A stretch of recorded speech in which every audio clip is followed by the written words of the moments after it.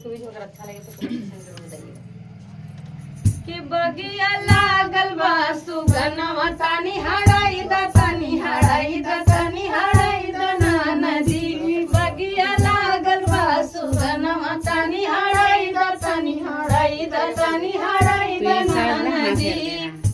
सोने की थाली में जेवना बनाए, सोने की थाली में जेवना बनाए, तानी जेवाई दाना जेवाई दा तानी जेवाई दाना नदी।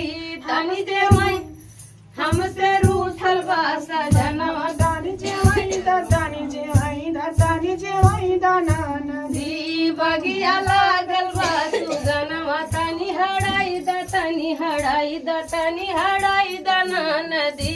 बगिया लागल बा सुगनवा तानी हड़ाई दा तानी हड़ाई दा तानी हड़ाई दाना नदी। झझरे गेड़ुआ गंगा जल पानी, झझरे गेड़ुआ गंगा जल पानी, हमसे रूसल बा सुगनवा तानी घुटाई दा तानी घुटाई दा तानी घुटाई दा नदी। हमसे रूसल बा सजनवा तानी घुटाई दा तानी घुटाई दा तानी घुटाई दा नदी। बगिया लागल बा सुगनवा तानी हड़ाई दा तानी हड़ाई दा तानी हड़ाई दा नदी।